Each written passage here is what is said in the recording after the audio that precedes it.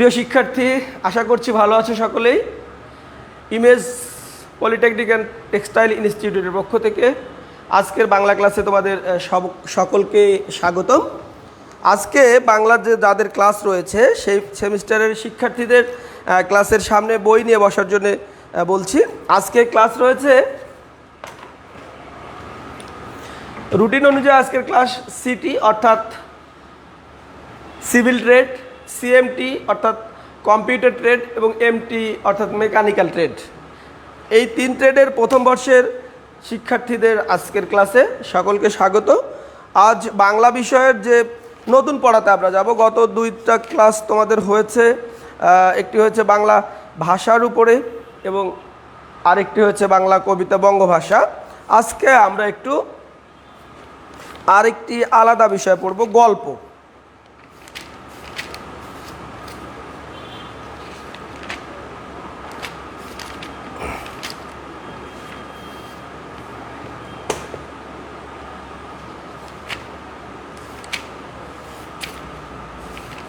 গল্প কত দূরে?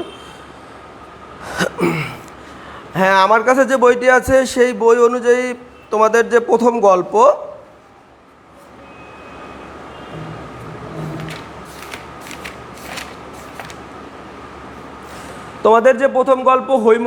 হৈমন্তী আছে 219 পৃষ্ঠায়।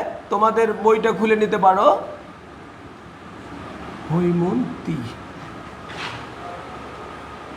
229 পৃষ্ঠা, দুঃখিত 19 না 29, 229 পৃষ্ঠায় আছে, বইটা খুলে নাও।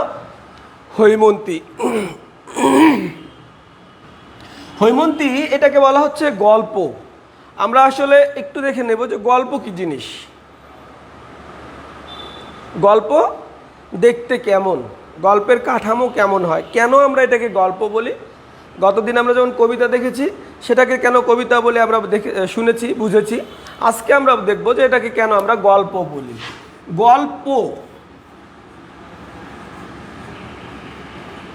গল্প এই জিনিসটা বোঝানোর আগে আমি তোমাদেরকে একটা জিনিস দেখাতে চাই। আমি একটা ছবি আঁকছি। হ্যাঁ,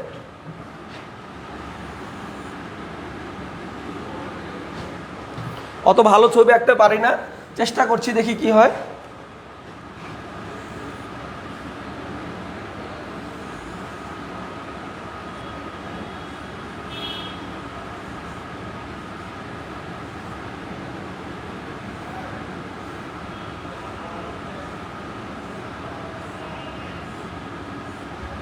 সবাই ছবিটা দেখতে পাচ্ছ? সবাই বলবে যে স্যার না দেখার কি আছে, এটা তো দেখাই যায়, এটা একটা মাছ, তাই না? আমি যদি জিজ্ঞেস করি এটা কি, তোমরা সবাই বলবে মাছ, তাই না? তো যদি মাছ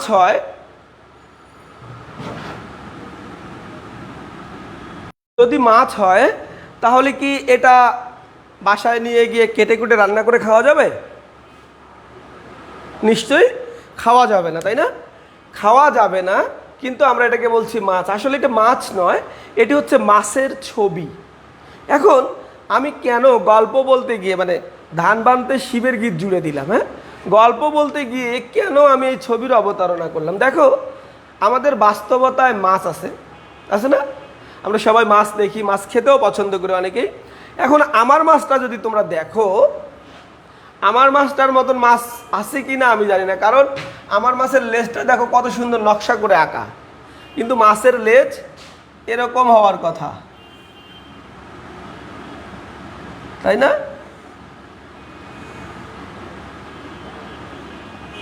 মাছের লেজ এরকম হওয়ার কথা। তাহলে মাছ বাস্তবতায় আছে, সেই বাস্তবতার মাছটাকে আমি যখন একটু অন্যরকম করে তোমাদের সামনে এঁকে দিলাম, তখন এই মাছটা তোমাদের চোখে ধরে গেল, তাই না? এই যে চোখে ধরা, এই চোখে ধরার বিষয়টি হচ্ছে শিল্পিত করা, রং লাগানো। এই যে বাস্তবতায়, বাস্তবে যে জিনিসগুলো আছে সেই জিনিসগুলোকেই একটু রঙিন করে বলতে চোখে ধরার মতো করে পরিবেশন করাই হচ্ছে শিল্প। আর এই শিল্প যখন লিখে বা মুখ দিয়ে বলে করা হয় সেটার নাম হচ্ছে গল্প। এটা বইয়ের সংজ্ঞা নয়, এটা আমার মতো করে বিশ্লেষণ, যাতে করে তোমরা খুব সহজেই বুঝতে পারো, তাই না? তাহলে গল্পের যদি বইয়ের মানে আক্ষরিক সংজ্ঞা দিতে যাই, বাস্তব কোনো ঘটনাকে কোনো লেখক যখন রঙিন করে বা শিল্পিত করে পরিবেশন করে তখন তাকে গল্প বলা হয়। তাহলে আমাদের যে গল্প, সেই গল্পের নাম হচ্ছে হৈমন্তী, আর গল্পটির লেখক হচ্ছেন রবীন্দ্রনাথ ঠাকুর। এটি আঙ্গিকগত দিক থেকে একটি ছোট গল্প। কি গল্প? ছোট গল্প। এই সংজ্ঞাটি তোমাদের একটু বলা দরকার। ছোট গল্প কেন? ছোট গল্প এটি বোঝার জন্য রবীন্দ্রনাথের যে কবিতা আছে ছোট গল্পের উপরে, বর্ষামঙ্গল, সেই বর্ষামঙ্গল কবিতার লাইনগুলো আমরা যদি ভালো করে লক্ষ্য করি বা ভালো করে বোঝার চেষ্টা করি, সেই পুরো কবিতার ভিতরেই ছোট গল্পের সংজ্ঞা দেয়া আছে। রবীন্দ্রনাথ ঠাকুরকে বলা হয় বাংলা ছোট গল্পের জনক বা সার্থক ছোট গল্পের শিল্পী। তাহলে ছোট গল্প রবীন্দ্রনাথের সেই বর্ষামঙ্গল কবিতার লাইনগুলো ধরে ধরে যদি আমরা বলি, ছোট প্রাণ ছোট ব্যথা, ছোট ছোট দুঃখ কথা, নিতান্তই সহজ সরল, সহস্র বিস্তৃত রাশি, প্রত্যাহ যেতেছে ভাসি, তারই দু চারটি অশ্রুজল, নাহি বর্ণ নার ছটা, ঘটনার ঘন ঘটা, নাহি তত্ত্ব নাহি উপদেশ, অন্তরে অতৃপ্তি রবে, সাঙ্গ করি মনে হবে, শেষ হইয়াও হইল না শেষ। তাহলে প্রথমেই বলেছে ছোট প্রাণ ছোট ব্যথা। ছোট প্রাণ কি? আমরা যদি তোমাদের এই গল্পের কেন্দ্রীয় চরিত্র, প্রধান চরিত্র হৈমন্তীকে ধরে আলোচনা করি, তাহলে ছোট প্রাণ বিষয়টা বোঝা যাবে। ছোট প্রাণ, প্রাণ আসলে কি ছোট হয়? ছোট প্রাণ এই জন্য বলা হয়েছে যে পৃথিবীতে অনেকগুলো মানুষ আছে, অনেক মানুষ আছে, তাই না? পৃথিবীর কথা বাদ দাও, বাংলাদেশে অনেক মানুষ আছে। বা এই গল্প যখন লেখা হয়েছে তখন বাংলাদেশ অবশ্য ছিল না, ভারতবর্ষ ছিল। তো এই তখনও বাংলাদেশ বলা হয়েছে। ভারতীয় উপমহাদেশে অনেক মানুষ ছিল। সেই মানুষগুলোর সবার প্রাণগুলো যখন একসাথে হয় তখন অনেক বড় একটা প্রাণ হয়। কিন্তু সেই মানুষগুলোর সব মানুষের দুঃখের কথা বা ঘটনা লেখক বর্ণনা করেননি। মনে রাখবা যে এখানে লেখক একবার বলা হচ্ছে, একবার কবি বলা হচ্ছে। রবীন্দ্রনাথ একজন মানুষ, একাধারে কবি হতে পারেন, লেখক হতে পারেন, নাট্যকার হতে পারেন, ঔপন্যাসিক হতে পারেন, প্রাবন্ধিক হতে পারেন। কিন্তু আমরা যখন তার যে বিষয় নিয়ে আলোচনা করব, সেইটার ধরন অনুযায়ী তার নামকরণ করব, অর্থাৎ তাকে সেভাবেই পরিচয় করব। যখন আমি রবীন্দ্রনাথের কবিতা পড়ব তখন বলবো কবি রবীন্দ্রনাথ ঠাকুর। আমি যখন রবীন্দ্রনাথের গল্প বলবো তখন বলবো লেখক রবীন্দ্রনাথ ঠাকুর। আমি যখন প্রবন্ধ বলবো তখন বলবো লেখক রবীন্দ্রনাথ ঠাকুর। কি দেখা যাচ্ছে না? প্রবলেম আছে? আমি যখন তার নাটক নিয়ে আলোচনা করব তখন বলবো নাট্যকার রবীন্দ্রনাথ ঠাকুর। তাহলে লেখক এই সবগুলো প্রাণ, পৃথিবীর এত মানুষের প্রাণ থেকে বেছে বেছে বেছে বেছে হৈমন্তীকে নিয়েছেন। তাহলে এতগুলো প্রাণ থেকে যখন ছোট্ট একটা প্রাণ নেওয়া হলো, একজনের প্রাণ নেওয়া হলো, তখন প্রাণটা নিশ্চয়ই অনেকগুলো মানুষের প্রাণ যত বড়, তার ভিতর থেকে একজনের প্রাণ ছোট। ছোট প্রাণ ছোট ব্যথা। আবার এই যে হৈমন্তীকে আমরা দেখছি, এই হৈমন্তীরও আবার অনেক ধরনের ব্যথা থাকতে পারে। যেহেতু হৈমন্তী নামটা মেয়ের নাম, নারীর নাম, তাহলে আমি নারীর সাধারণত কী কী দুঃখগুলো থাকে আমাদের বর্তমান নারীদের যদি দেখি, বা আমার স্টুডেন্ট যারা আছে তাদেরকে যদি আমি দেখি, তাদের দুঃখ হচ্ছে ভালো একটা মোবাইল ফোন নাই, তারপরে ভালো নেল পালিশ নাই, ভালো লিপস্টিক নাই, তাই না? তো এগুলো সবগুলো তার দুঃখ। এই দুঃখগুলোর থেকেও সব দুঃখগুলো বর্ণনা করা হয় না, অনেকগুলো দুঃখ থাকে। সেই দুঃখগুলোর থেকে একটা প্রয়োজনীয় দুঃখ তুলে নিয়ে বর্ণনা করা হয়। তাহলে ছোট প্রাণ ছোট ব্যথা গেল, ছোট ছোট দুঃখ কথা। এই প্রাণগুলোর ভিতরে অনেকগুলো ওই ঘটনা ঘটে থাকে, সেই ঘটনাগুলোর সবগুলো নয়, দুই একটি ঘটনাকে নিয়ে গল্পটি রচিত হয়। তারপরে কি আছে? নিতান্তই সহজ সরল। এই লাইনটার মধ্যে ছোট গল্পের বর্ণনার ভঙ্গি বলা হয়েছে। ছোট গল্পের বর্ণনা, অর্থাৎ ছোট গল্প কেমন করে বলা হবে, একদম সহজ সরল করে বলা হবে, যেন কোনো শব্দ বা বাক্য বুঝতে গিয়ে একেবারে পাঠকের মাথার চুল উকড়ে না যায়, পাঠকের মাথার ভিতরে ঢুকে যেন সেই শব্দটা বা সেই বাক্যটা একেবারেই ঘূর্ণিপাক না তোলে, যে মানে পাঠকের মাথা খারাপ হয়ে যায়, এরকম কিছু হবে না। নাহি বর্ণনার ছটা, ঘটনার ঘন ঘটা। বর্ণনাও খুব সংক্ষিপ্ত, ছোট ছোট করে বর্ণনা করা হবে, একেবারে বিস্তৃত বর্ণনা থাকবে না, ঘটনার কোনো ঘন ঘটা থাকবে না, বারবার একই ঘটনার অবতারণা করা হবে না। তারপরে কি থাকবে? নাহি তত্ত্ব নাহি উপদেশ। এইখানে একটু দ্বিমত আছে অনেকেরই, আমারও দ্বিমত আছে, যে নাহি তত্ত্ব নাহি উপদেশ। রবীন্দ্রনাথ বলতে চাচ্ছেন যে ছোট গল্পে কোনো তথ্য বা উপদেশ প্রদান করা হবে না। কিন্তু রবীন্দ্রনাথের যে গল্পগুলো আমরা দেখি, সেই গল্পগুলোতেও রবীন্দ্রনাথ নিজেই গল্পের ছলে নানা রকমের উপদেশ দিয়েছেন। আমরা যে গল্পটি নিয়ে আলোচনা করব হৈমন্তী, সেখানেও একটা সোশ্যাল মেসেজ আছে, একটা সামাজিক মেসেজ আছে, একটা সামাজিক তথ্যের পরিবেশনা আছে, সেই পরিবেশনাটা তিনি নিজেও করেছেন। তারপরেও বলেছেন যে এখানে কোনো তথ্য বা উপদেশ থাকবে না। শেষের লাইনে গিয়ে বলল, অন্তরে অতৃপ্তি রবে, সাঙ্গ করি মনে হবে, শেষ হইয়াও হইল না শেষ। আমরা যখন গল্পটা পড়ে শেষ করব, তারপরে মনে হবে যে এরপরে এটা হতে পারতো, এটা হতে পারতো, এটা হতে পারতো, এটা হয়েছিল কি, আচ্ছা এটা হলে কেমন হতো। এই শেষের লাইনটার উদাহরণ দেওয়ার জন্য তোমাদের আগে পড়া কোনো গল্প যদি থাকে, মনে থাকে, আমি বলি, তাহলে তোমাদের উদাহরণটা দিতে সুবিধা হয়। যেমন তোমরা স্কুলে পড়েছো, তোমাদের একটা গল্প ছিল দেনা পাওনা। দেনা পাওনা গল্পের কেন্দ্রীয় চরিত্র ছিল নিরুপমা, এবং গল্পের শেষে গিয়ে আমরা দেখতে পাই নিরুপমার বরের জন্য তার মা আবারও পাত্রের সন্ধান করছে, তাই না? তো গল্পটা শেষ করার পরে আমাদের কি মনে হয়েছিল না যে ওই বরের আবার কি বিয়ে হয়েছিল? যদি বিয়ে হয়ে থাকে তাহলে বিয়ের পণটা কি তারা সব একসঙ্গে দিয়েছিল? এরকম নানা প্রশ্ন যখন পাঠকের মনে জন্ম নেয়, তখনই সেটা একটা সার্থক ছোট গল্পে রূপান্তরিত হয়। আচ্ছা, আমরা আসবো আমাদের গল্প হৈমন্তী। বলেছিলাম লেখকের নাম রবীন্দ্রনাথ ঠাকুর। বাংলা সাহিত্যের ঠাকুর তাকে বলা যায়। ঠাকুর বলতে আমরা যা বুঝি, আদতেও তিনি তাই। তিনি বাংলা সাহিত্যের ঠাকুর, সাহিত্য জগতের ঠাকুর। অর্থাৎ বাংলা সাহিত্যের এমন কোনো জায়গা নেই যেখানে তার হাতের ছোঁয়া লাগেনি, যে জায়গায় তিনি তার সাহিত্য রচনা করেননি বা তার সাহিত্যিক ছোঁয়া লাগেনি। রবীন্দ্রনাথ একাধারে কবি, গল্পকার, প্রাবন্ধিক, নাট্যকার, শিল্পী, অভিনেতা, চিত্রকর, ঔপন্যাসিক, আর যা বিশেষণ আছে সাহিত্যের সবগুলোই তার ভিতরে ছিল। আচ্ছা, রবীন্দ্রনাথ ঠাকুরের ছদ্মনাম হচ্ছে ভানু সিংহ ঠাকুর। এই ভানু সিংহ ঠাকুর নামে তিনি আরেকটি রচনা লিখতেন, যে রচনাটির নাম হচ্ছে ভানু সিংহ ঠাকুরের পদাবলী। কবি পরিচিত অংশটুকু পড়ে সময় নষ্ট করব না, তোমরা পড়ে নেবে। এবং এই জায়গা থেকে যদি তোমাদের কোনো প্রশ্ন থাকে তাহলে কমেন্ট বক্সে গিয়ে প্রশ্ন করবে, আমি ক্লাস শেষে কমেন্ট দেখে দেখে উত্তরগুলো করে দেব। আচ্ছা, এখন আমরা আসি মূল গল্পে। গল্পের নাম হচ্ছে হৈমন্তী। তোমাদের পাঠ্য বইয়ে যেভাবে আছে ঠিক সেভাবে পুরোপুরি গল্পটা এইভাবে ক্লাসে শেষ করা সম্ভব নয়। মূল বক্তব্যটুকু বলবো এবং কিছু কিছু গুরুত্বপূর্ণ লাইন এখানে আছে, সেই লাইনগুলোর আমি ব্যাখ্যা করে দেব। মূল গল্পটার বিষয়বস্তু হচ্ছে বাংলাদেশে, ভারতীয় উপমহাদেশে, তৎকালীন ভারতীয় উপমহাদেশে বিয়ের ক্ষেত্রে যৌতুক বা পণ প্রথার যে প্রভাব, সেই প্রভাবই এই গল্পের মূল বক্তব্য। এবং গল্পের প্রধান চরিত্র হচ্ছে হৈমন্তী প্রধান চরিত্র এই কারণে, কারণ হৈমন্তীকে কেন্দ্র করেই এই গল্পটি রচিত হয়েছে। হৈমন্তীর বাবার নাম হচ্ছে গৌরী শঙ্কর বাবু, এবং এই গল্পের যে নায়ক বলতে আমরা যাকে বুঝি, অর্থাৎ নায়িকার সঙ্গে যার সম্পর্ক তৈরি হয়, সেই নায়কের নাম হচ্ছে অপু। ঘটনাটার সূত্রপাত হয়েছে এরকম করে যে কন্যার বাপ সবুর করিতে পারিতেন, কিন্তু বরের বাপ সবুর করিতে চাহিলেন না। এই লাইনটা আমরা যদি ধরি, আমরা সাধারণত আমাদের সমাজে বিয়ের ক্ষেত্রে কি দেখি? বিয়ের ক্ষেত্রে কন্যার বাবারা সবুর করতে চায় না, যত তাড়াতাড়ি সম্ভব কন্যাকে পাত্রস্থ করতে চায়, যেন ভালো পাত্র হাতছাড়া হয়ে না যায়। কিন্তু এক্ষেত্রে আমরা দেখছি উল্টো ঘটনা। কি? কন্যার বাপ সবুর করিতে পারিতেন, কিন্তু বরের বাপ সবুর করিতে চাহিলেন না। কেন চাহিলেন না?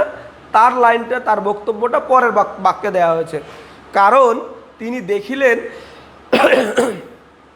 কন্যার বয়স অবৈধ রকমের বাড়িয়ে গিয়েছে বটে, কিন্তু পণের টাকার আপেক্ষিক গুরুত্ব তাহার চেয়েও কিঞ্চিত উপরে আছে। বরের বাবা কিসের জন্য তাহলে সবুর করতে চাইলেন না? বরের বাবা সবুর করতে চাইলেন না কারণ যৌতুক, এখানে ছেলের বিয়ে দিলে যৌতুক বা পণের টাকা পাওয়ার সম্ভাবনাটা বেশি। কেন বেশি? কারণ কন্যার বয়স অবৈধ রকমে বাড়িয়ে গেছে। অবৈধ রকম বলতে কি? আসলে আমরা কি করি, সমাজে বয়সটাকে বেঁধে রাখার চেষ্টা করি। আমরা বিয়ের সময় যদি পাত্রীর বয়স হয় 28, আমরা বলি 18, তাই না? যদি হয় 32, আমরা বলি 22। কিন্তু কন্যার বাপ, আর সেই সময়ের সমাজের নিয়ম অনুযায়ী 9 বছরের মধ্যে কন্যাকে বিয়ে দেওয়ার প্রথা প্রচলিত ছিল। এই প্রথার নাম হচ্ছে গৌরীদান প্রথা। গৌরীদান প্রথা কি সেটা তোমাদের এখানে লেখা আছে। যদি লেখা খুঁজে না পাও তাহলে কমেন্ট বক্সে গিয়ে প্রশ্ন করো, কি স্যার গৌরীদান প্রথা কি? তো এই 9 বছর নয়, 12 বছরের মধ্যে কন্যা সম্প্রদানের নিয়ম প্রচলিত ছিল। এবং সেখানে আমাদের যে গল্পের প্রধান চরিত্র হৈমন্তী, তার বয়স আমরা দেখতে পাই 17 বছর। তাহলে এই 17 বছর বয়সের মেয়েকে সমাজে আসলে তৎকালীন সময়ে বিয়ে দেওয়া খুবই কঠিন ছিল। কিন্তু যখন বরের বাবা দেখলেন যে কন্যা তার বাবার একমাত্র সন্তান, তার মানে বিয়ের পর বাবার যাবতীয় সম্পদ কন্যা তথা কন্যার বর অর্থাৎ বরের বাবার পুত্রেরই পাওয়ার কথা, সেজন্যই তিনি তাড়াতাড়ি করলেন যেন এই কন্যা হাতছাড়া হয়ে না যায়। সেজন্য ওই লাইনটি বলা হয়েছে যে কন্যার বাবা সবুর করিতে পারিতেন কিন্তু বরের বাপ সবুর করিতে চাহিলেন না। তারপরে ছেলের যে বৈশিষ্ট্যের কথা বলা আছে, ছেলেও সুপাত্র, কোনো সমস্যা নেই, ছেলে এফএ পাশ করিয়াছে, তারপরে এফএ পাশ করিয়াছে এবং তার বয়সও 27। তাই প্রজাপতির দুই পক্ষ, বরপক্ষ কন্যাপক্ষ। আচ্ছা, সুতরাং বিবাহ সম্বন্ধে আমার মত যাচাই করা অনাবশ্যক ছিল। কার মত যাচাই করা অনাবশ্যক ছিল? অর্থাৎ পাত্রের মতামত নেয়ার কোনো প্রয়োজনীয়তা পাত্রের বাবা অনুভব করেন নাই। পাত্রের মত নিতে গেলে পাত্র যদি কন্যার বয়স বেশি দেখে বিয়ে করতে না চায়, সেই ভয়ে পাত্রের বাবা পাত্রের মতামত নেওয়ার কোনো প্রয়োজনীয়তা অনুভব করেন নাই। সেজন্যই পাত্র বলছে যে আমার কাজ আমি করিয়াছি, সুতরাং বিবাহ সম্বন্ধে মত যাচাই করা অনাবশ্যক ছিল। আমার কাজ আমি করিয়াছি, এফএ পাশ করিয়া বৃত্তি পাইয়াছি। এফএ এই শব্দটির একটু ব্যাখ্যা দিয়ে দেই। এফএ হচ্ছে ফার্স্ট আর্টস। ফার্স্ট আর্টস মানে প্রবেশিকা নয়, ফার্স্ট আর্টস মানে হচ্ছে ইন্টারমিডিয়েট লেভেলের, পাশ তিরিশে করেছে এবং বৃত্তি পেয়েছে এবং তার বয়স হচ্ছে এফএ পাশ করিয়া বৃত্তি পাইয়াছি। তাই প্রজাপতির দুই পক্ষ ঘন ঘন বিচলিত হইয়া উঠিল। প্রজাপতির দুই পক্ষ মানে কি? প্রজাপতির দুই পক্ষ কি? প্রজাপতি, তোমাদের মধ্যে যদি কেউ হিন্দু সম্প্রদায়ের থাকো, প্রজাপতি হচ্ছে ব্রহ্মা, বিয়ের দেবতা। এবং আমাদের ক্ষেত্রে আমাদের সমাজ ব্যবস্থায় যে বিয়ের যে ঘটকালি করা হয় সেটাকে আসলে ওই প্রজাপতির কি বলে আশীর্বাদ বলা হয়, হিন্দু সমাজে উপদেশ বলা হয়। এবং আমাদের মুসলমান সমাজে তোমরা খেয়াল করে দেখবা যে কারো বাসায় যদি বিবাহযোগ্য পাত্র বা পাত্রী থাকে এবং একটা বড় রকমের প্রজাপতি পড়ে, আমরা ধরে নেই যে বিয়ের সম্বন্ধ আসছে, তাই না? আচ্ছা, এই প্রজাপতির দুই পক্ষ ঘন ঘন বিচলিত হয়ে রইল। প্রজাপতির দুই পক্ষ মানে হচ্ছে কনে পক্ষ এবং বর পক্ষ। এখানে কনে আর বরের কোনো ভূমিকা নেই। আমাদের দেশে যে সকল মানুষ একবার নরমাংসের স্বাদ পাইয়াছে, আমাদের দেশে যে সকল মানুষ একবার বিবাহ করিয়াছে, বিবাহ সম্বন্ধে তাহার মনে আর কোনো উদ্বেগ থাকে না। কেন থাকে না সেটা পরে বলছি। নরমাংসের স্বাদ পাইলে মানুষের সম্বন্ধে বাঘের যে দশা হয়, স্ত্রীর সম্বন্ধে তাহার ভাবটা সেইরূপ হইয়া ওঠে। বিয়ে সম্পর্কে একটা প্রবাদ আমাদের প্রচলিত আছে, বিয়ে হচ্ছে দিল্লি কা লাড্ডু, जो भी खाएगा वो भी पछताएगा और जो भी না খাएगा ও भी पछताएगा। এটি একটি হিন্দিতে বলা হয়েছে প্রবাদটি। বাক্যটি এরকম হচ্ছে যে বিয়ে হচ্ছে দিল্লির লাড্ডুর মতন, যে খায় সেও পস্তায় আর যে খায় না সেও পস্তায়। তাহলে যে খায় সে কেন পস্তায়? আর তার আগে আমাদেরকে জানা দরকার যে দিল্লির লাড্ডু জিনিসটা কি। দিল্লি কা লাড্ডু কি? লাড্ডু একটা মিষ্টান্ন দ্রব্য, তাই না? কিন্তু দিল্লির লাড্ডু এমন একটা মিষ্টান্ন যেটা একটা চকচকে মোড়ক দিয়ে মোড়ানো থাকে। তোমাদের কখনো কি এরকম হয়নি যে তোমরা বাজারের দোকানে গিয়েছো, খাবারের গিয়ে দেখো যে একটা চকচকে মোড়ক দিয়ে মোড়ানো একটা খাবার আছে, সেটা তোমার খেতে খুব ইচ্ছে করছে, যতক্ষণ ওটা খেতে পারনি ততক্ষণ ইচ্ছেটা বাড়ছেই। কিন্তু যখন ওই লাড্ডুটা কিনে মোড়কটা খুলে খেয়ে ফেললে এবং তার স্বাদটা জানতে পারলে যে স্বাদটা যতটা খাওয়ার আগে যতটা ইন্টারেস্টিং মনে করা হয়েছিল, যতটা সুস্বাদু মনে করা হয়েছিল, খাওয়ার পরে মনে হলো যে না, এটা তো আসলে গোবরের ঘুটার মতো বিস্বাদ। তারপরে কি আর ওই জিনিস খেতে চাইবে না। ঠিক সেরকম আমাদের সমাজে এখনো যাদের বিয়ে হয়নি তাদের কাছে বিয়ে হচ্ছে দিল্লি কা লাড্ডু, মোড়ক দিয়ে মোড়ানো আছে, এই অবস্থা। আর যাদের বিয়ে হয়েছে তারা দিল্লি কা লাড্ডু মোড়ক খুলে খেয়ে ফেলেছে, তাদের এই অবস্থা। আচ্ছা, তাহলে কি বলছে?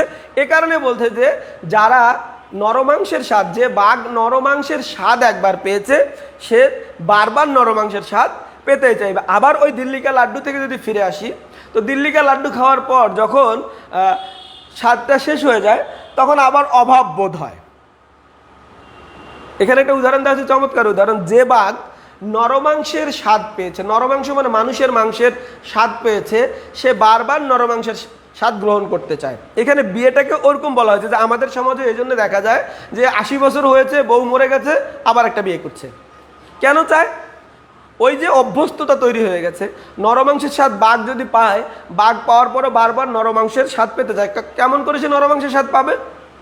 তাকে কি কেউ বনের মধ্যে মানুষ রেখে আসবে খাওয়ার জন্য? না, তাকে কি করতে হবে? লোকালয়ে যেতে হবে মানুষের মাংস খাওয়ার জন্য। তো মানুষের মাংস খাওয়ার জন্য যদি লোকালয়ে যেতে হয়, তাহলে লোকালয়ে গেলে তার যান যাওয়ার ভয় আছে, মানুষ তো তাকে সামনে আগিয়ে দেবে না যে নাও, তাই না? তো বিয়ে করার পর, বউ মরে যাওয়ার পর সে জানে যে আবারও তার ওই আগের মতন বিস্বাদ, তারপরে যন্ত্রণাদায়ক, অস্বস্তিকর আর যা যা বিশেষণ আছে সবগুলো জীবনে পড়ার আবারও সম্ভাবনা আছে, কিন্তু তারপরও মানুষ আর একবার বিয়ে করে। অবস্থা যেমন ও বয়স যতই হোক, স্ত্রীর অভাব ঘটিবা মাত্র তাহা পূরণ করিয়া লইতে তাহার কোনো দ্বিধা থাকে না। যত দ্বিধা ও দুশ্চিন্তা সে দেখি আমাদের নবীন ছাত্রদের। নবীন ছাত্র বলতে এখানে আসলে বিয়ের বাজারে যারা নতুন, যারা নতুন বিয়ে করতে যাচ্ছে তারা ছাত্র। তারা তো এখনো বিয়ের পাঠটা গ্রহণ করতে পারে, মানে পাঠ শেষ করেনি, সেজন্যই তাদেরকে বলা হচ্ছে ছাত্র। যারা বিয়ে করেছে তাদের বিয়ে সম্পর্কে আর কোনো টেনশন নাই। বিয়ে হলে কি হবে, বিয়ে না হলে কি হবে, সমস্ত কিছুই তারা জানে। কিন্তু যারা এখনো বিয়ে করে নাই তাদের কাছে এখনো ওই দিল্লির লাড্ডুটা চকচকে মোড়ক দিয়ে শোকেসের ভিতরে মোড়ানো আছে।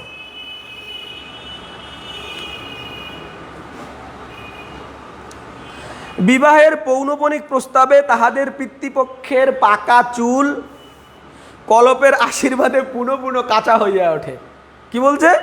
বিবাহের পৌনপণিক প্রস্তাবে, পৌনপণিক মানে পুনরায়, বারবার করে প্রস্তাব আসে। একটা ভালো ছেলের বা ভালো পাত্রীর জন্য বারবার প্রস্তাব আসতে থাকে না, প্রস্তাব আসতে থাকতে, সেই শব্দটাকে বলা হয় পৌনপণিক। পৌনপণিক মানে পুনরায় বা বারবার। বিবাহের পৌনপৌনিক প্রস্তাবে তাহাদের পিতৃপক্ষের পাকা চুল কলপের আশীর্বাদে পুনরায় কাঁচা হইয়া ওঠে। কেন কাঁচা হয়? বাপের তো চুল পাকি গেছে, বিয়ে তো ব্যাটার, বাপের চুলে কলপ করার দরকার কি? দরকার আছে? দরকার থাকলে বলো দরকার আছে কিনা। হ্যাঁ, দরকার আছে। এই কারণে যে পাত্রের বাবা যখন পাত্রী দেখতে যাবে, সেখানে তো পাত্রীর আরেকজন মা আছে। তো পাত্রীর মায়ের যদি পাত্রর বাবাকে দেখে ভালো না লাগে, যদি মনে হয় যে বেশি বুড়া হয়ে গেছে আমার বিআই সাহেব, হবু বিআই সাহেব, বেশি বুড়া হয়ে গেছে আমার হবু বিআইন সাহেব, তাহলে বিষয়টা একটু কেমন ঘটে না? সেজন্যই খেয়াল করে দেখবা যে পাত্র বা পাত্রী দেখতে যাওয়ার সময় পাত্র বা পাত্রের মুরব্বী স্বজনরা, বেশিরভাগ মুরব্বী স্বজন, সবাই যে করে তা বলবো না, বেশিরভাগ মুরব্বী স্বজন যাওয়ার আগের দিনে চুলটাতে কলপ করে নেয়।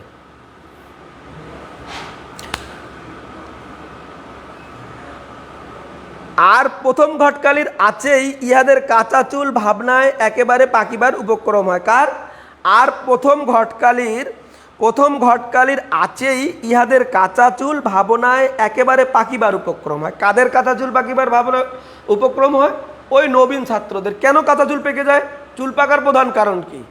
আমরা যদি এখন চিকিৎসা বিজ্ঞানের দিকে যাই বা মানে স্বাস্থ্যের কথা বলি, তাহলে দেখা যায় যে চুল পাকার অন্যতম কারণ হচ্ছে টেনশন বা দুশ্চিন্তা। তো যখন বিয়ের আলোচনা শুরু হচ্ছে তখন পাত্রের মাথায় নানা রকমের চিন্তা ভর করে। যার সাথে বিয়ে হচ্ছে সে আমার মনের মতন হবে তো, সে আমার কথাবার্তা শুনে চলবে তো, তাকে নিয়ে আমি সংসার জীবন করতে পারবো তো, এই চিন্তা করতে করতে বিছানার যাওয়ার পর আর ঘুম ধরে না, ঘুমাইতে ঘুমাইতে রাত 4টা, সকালবেলা ঘুম হয় না, সকালে উঠিয়ে মাথা আঁচড়াইতে দেখা যায় যে চুল তো এখন মাথার চেয়ে ঘাড়েই আর মেঝেতেই থাকতে বেশি পছন্দ করে। তো এই যে অবস্থা, এই অবস্থা ঘটে বিবাহের ক্ষেত্রে।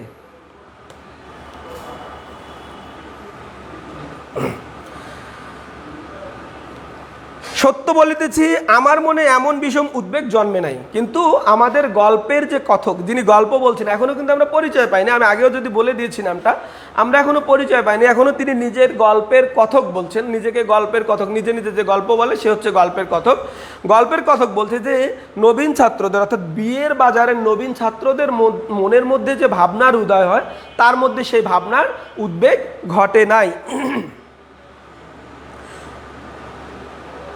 বরঞ্চ বিবাহের কথায় আমার মনের মধ্যে যেন দক্ষিণে হাওয়া দিতে লাগিল। দক্ষিণে হাওয়া বোঝো তো, দক্ষিণ দিকের জানালা দিয়ে যে বাতাস আসে সেটা অত্যন্ত মনোরম। তো এই বিয়ের কথায় আমাদের গল্পের কথক বা আমাদের গল্পের নায়কের মনে এরকম একটা প্রশান্তি শুরু হয়েছিল। কৌতূহলী কল্পনার কিশলয়গুলোর মধ্যে একটা কানাকানি পড়িয়া গেল। যা হোক, বার্কের ফ্রেঞ্চ রেভলিউশনের মোট 5-7 পাতা মুখস্থ করিতে হইবে, তাহার পক্ষে এ ভাবটা দোষের। কি বলছে? যাহাকে বার্কের ফ্রেঞ্চ রেভলিউশনের মোট 5-7 পাতা মুখস্থ করিতে হইবে, তাহার পক্ষে এ ভাবনাটা দোষের। অর্থাৎ গল্পের কথক যখন আমাদেরকে গল্প বলছেন, তখনও সে পড়াশোনা করছে। ছাত্রত্ব শেষ করেনি, সে এফএ পাস করেছে, বৃত্তি পেয়েছে, এটা ঠিক আছে, কিন্তু ছাত্রত্ব সে শেষ করেনি, তখনও সে পড়াশোনা করছে। এখানে বলছে যে বার্কের ফ্রেঞ্চ রেভলিউশন, বার্ক হচ্ছে এডমন্ড বার্ক, একজন ফ্রান্সের লেখক, রাজনৈতিক লেখক, এবং তারই যে রেভলিউশন তথ্য আছে সেই তথ্যের 5-7খানা খণ্ড তার পড়াশোনার জন্য তাকে মুখস্থ করতে হবে। অর্থাৎ সে বোঝাতে চাচ্ছে যে তার বয়সের ম্যাচুরিটিটা একটু এসে গেছে, কিন্তু বিয়ের ভাবনায় যে দুশ্চিন্তা হওয়ার কথা, সেই দুশ্চিন্তা না হওয়াতে তার এই ম্যাচুরিটিটা, তার এই পরিপক্কতা প্রকাশ পাচ্ছে না। আমার এই লেখা যদি টেক্সট বুক কমিটির অনুমোদিত হইবার কোনো আশঙ্কা থাকিত, তবে সাবধান হইতাম। এখন গল্পকথক বলছে যে আমি যে লেখা লিখছি, আমি যে গল্প বলছি, সেই গল্পটা তো কোনো টেক্সট বুক বই অনুমোদন করবে না। অতএব সেটাতে সংযত হয়ে লেখার, পাঠকের মনোরঞ্জন, পাঠক কি নেবে না নেবে সেই চিন্তা করে লেখা আমি লিখছি না। আমার মনের কথাগুলোই আমি সহজ সরলভাবে বলে যাচ্ছি। তাহার পক্ষে ভাবটা, আচ্ছা আমার, আচ্ছা আচ্ছা আচ্ছা, কিন্তু একই করিতেছি, একই একটা গল্প যে উপন্যাস লিখিতে বসিলাম, এমন সুরে আমার লেখা শুরু হইবে এ আমি জানিতাম। মনে ছিল কয় বছরের বেদনার যে মেঘ কালো হইয়া জন্মে উঠিতেছে, তাহাকে বৈশাখ সন্ধ্যার ঝোড়ো বৃষ্টির মতো প্রবল বর্ষণে নিঃশেষ করিয়া দিব। কিন্তু না পারিলাম বাংলায়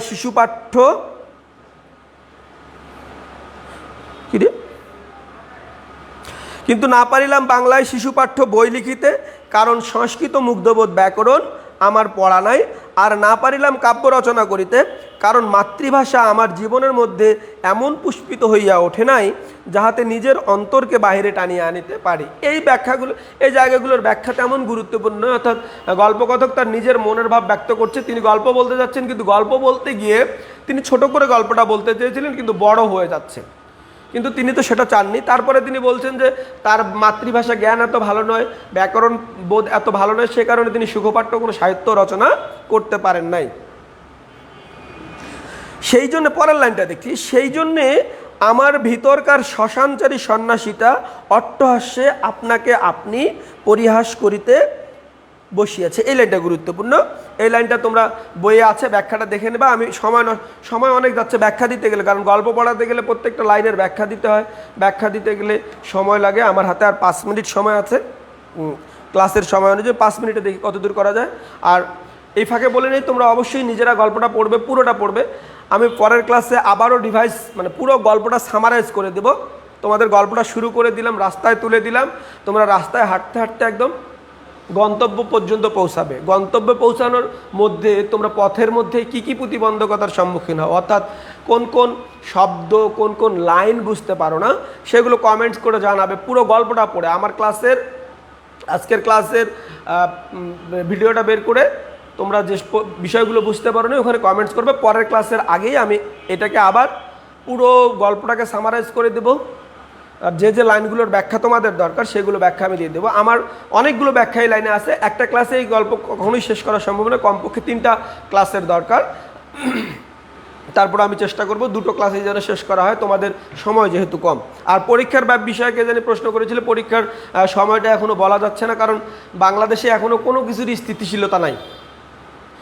বৈশ্বিক যে অবস্থা চলছে, বৈশ্বিক অবস্থা এবং রাষ্ট্রের যে শিক্ষা ব্যবস্থার অবস্থা চলছে, এখানে স্থিতিশীল করে কিছু বলা যায় না। সে কারণে কবে পরীক্ষা হবে এই বিষয়টি বলে আমি তোমাদের মধ্যে কোনো উদ্বেগ তৈরি করতে চাই না। পরীক্ষা যখন হওয়ার তার ঠিক আগেই জানতে পারবে। এখন তোমাদের যে কাজটা, নিজেরা পড়াশোনা করো, পড়াশোনা ঠিক মতো করলেই পরীক্ষার ভীতিটা দূর হয়ে যাবে। পরীক্ষা কোনো সমস্যা না, তোমরা যদি ভালো করে পড়ো তার জন্য পরীক্ষা কোনো সমস্যা না। আচ্ছা, পরে আসি। আমার এলাকায় তাহার যেমন হোক একটা নাম চাই। হ্যাঁ, যাকে নিয়ে কথা বলছি তার নাম না দিলে কতক্ষণ আর নাম ছাড়া কথা বলা যায়, সেজন্যই তার নাম দিচ্ছি। আচ্ছা, তাহার নাম দিলাম শিশির। এটি গুরুত্বপূর্ণ, খুবই গুরুত্বপূর্ণ।